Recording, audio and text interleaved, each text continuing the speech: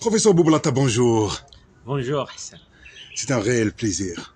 plaisir partagé. Très content, professeur. Vous êtes chef de service neurochirurgie au niveau du CHU de Constantine. Effectivement, Vous êtes notre fierté, professeur, je le dis. Franchement, merci beaucoup. vous faites beaucoup de belles choses. Vous avez sauvé beaucoup de malades. Professeur, j'aimerais revenir avec vous sur la neurochirurgie dans notre pays. C'est une spécialité qui s'est développée. On a vu, à un certain moment, on envoyait beaucoup de malades à l'étranger. Là, on les prend en charge en Algérie. Professeur, qui était à l'origine, en fait, de cet essor, de ce développement? Quels sont les pionniers de la neurochirurgie dans notre pays? Très très belle question. Et c'est toujours bien de se rappeler des gens qui étaient à l'origine de ce niveau dans la neurochirurgie actuelle en Algérie, elle l'est. Donc il y a les fondateurs de la neurochirurgie. Juste après l'indépendance, il y a trois personnes. Il y a le professeur Abeda à Mustafa Bacha, il était chef de service. Il y a le professeur Boussalah à Aïtidir. Et il y avait un coopérant italien, c'est le professeur Gali. C'est grâce aux trois personnes que cette neurochirurgie, elle s'est développée. Et c'est eux qui étaient à l'origine de la formation des pionniers de la neurochirurgie. Les pionniers de la neurochirurgie, je les considère pionniers, ils sont cinq. Donc il y a le professeur Gennes, il était chef de service à Mustafa. Il y a le professeur Iwala Nafa, il était à Aïtidir. Il y a le professeur Bouyoussef qui était à France Fanon Blida. Il y a le professeur Abdenbi qui était à Zmirli. Il y a le professeur Ben Bouzid également, il était à Bablouet.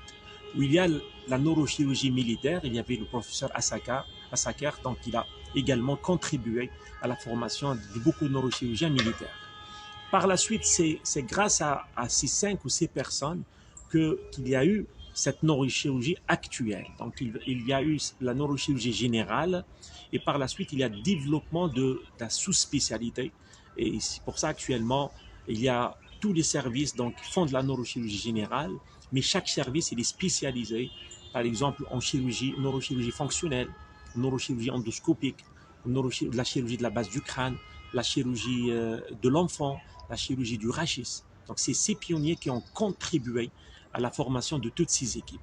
Et cette formation et cette neurochirurgie en Algérie, elle était cadrée par la Société algérienne de neurochirurgie, donc qui était créée et fondée par les fondateurs, c'est-à-dire que ce soit le professeur Boussalah surtout et le professeur Abada, donc qui ont contribué à la création de cette société qui elle nous a permis de rester en contact avec l'international à travers les congrès, à travers les journées organisées ici en Algérie. Et c'est cette société de neurochirurgie qui a permis le transfert de technologie de l'Europe et des États-Unis vers l'Algérie et qui a contribué à la formation et au niveau actuel de la neurochirurgie. Et d'ailleurs, pour l'histoire, il faut dire que la Confédération algérienne de neurochirurgie, elle a été créée, fondée en Algérie. Donc à l'époque, il y avait le professeur Sidi Saïd et le professeur Berthier. J'étais avec eux dans le bureau, donc il y a eu la création de la Confédération africaine de neurochirurgie. Il y avait tous les neurochirurgiens de l'Afrique et il y avait des pionniers du monde qui sont venus, qui ont assisté à la création. Et également l'idée de la création de l'association des neurochirurgiens du bassin méditerranéen. Donc elle a été pensée ici en Algérie et la création elle a été faite à Rome une année après.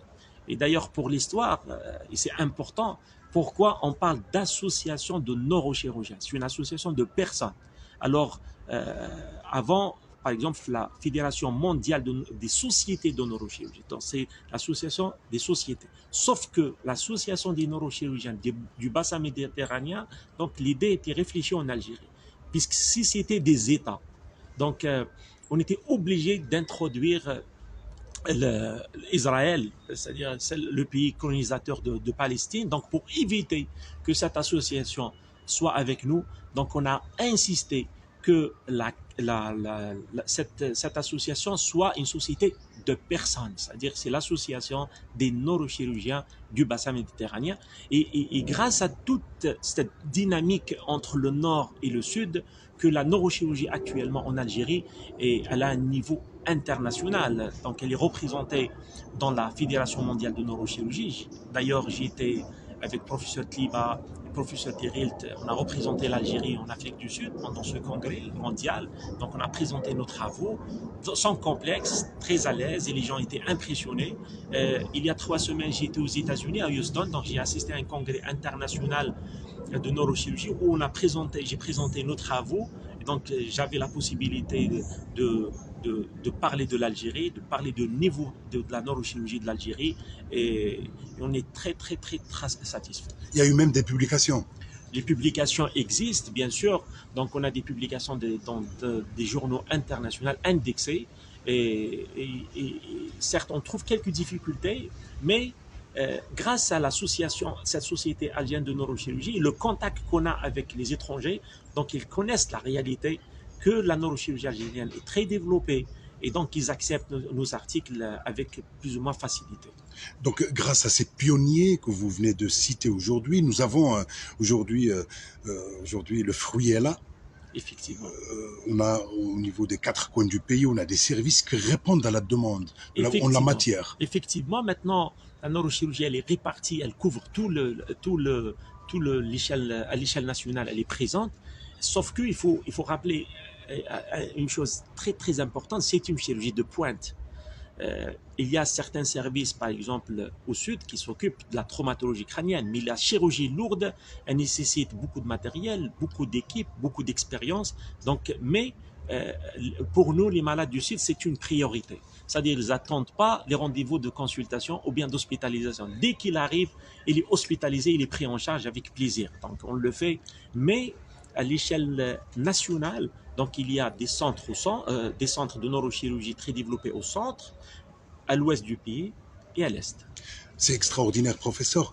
En fait, on peut dire qu'on a atteint notre objectif. En fait, l'objectif des autorités du pays qui voulaient, en fait, réduire le transfert de malades à l'étranger. Aujourd'hui, on peut dire que, en matière de neurochirurgie, alhamdoulilah, on fait tout ici en Algérie. Effectivement, c'est de l'économie, en fait, beaucoup d'économie. Toute la pathologie, je dis bien toute la pathologie neurochirurgicale, actuellement, elle est prise en charge en Algérie. Il y a quelques perspectives en matière de 2 pathologies. C'est la radiochirurgie Gamma Knife. Donc, le ministère, il a répondu positivement. L'appareil, il va être ramené. C'est un appareil donc qui va prendre en charge certaines pathologies bénignes ou bien qui existe. Donc, elle va également contribuer à la qualité de soins. Et l'embolisation, d'ailleurs, l'embolisation des malformations vasculaires, elle est en train de se développer. D'ailleurs, la CNAS, elle a joué le jeu. Maintenant, il y a des centres privés où le malade ne paie rien. Il est pris en charge totalement par la CNAS. Parfait. Professeur, la médecine évolue. Ça se développe rapidement. Vous êtes en train de suivre, professeur, tout ce qui se fait dans le domaine. Écoutez, en neurochirurgie, comme toute autre spécialité, être à jour, c'est une obligation. Être à jour dans deux domaines. Être à jour dans la technicité et être à jour dans la façon de prendre en charge le malade. Puisque notre métier, c'est un métier qui existe grâce aux malades. Si on n'a pas de malade, on arrête de travailler.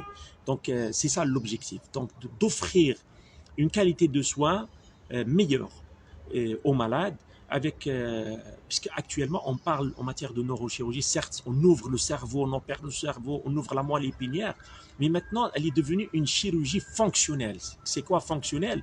Le but est d'enlever une tumeur et garder ou bien améliorer la fonction. Ce n'est plus un problème de pronostic vital. Je parle de la chirurgie programmée. Je ne parle pas de la traumatologie crânienne. Donc la chirurgie programmée, c'est ça le but.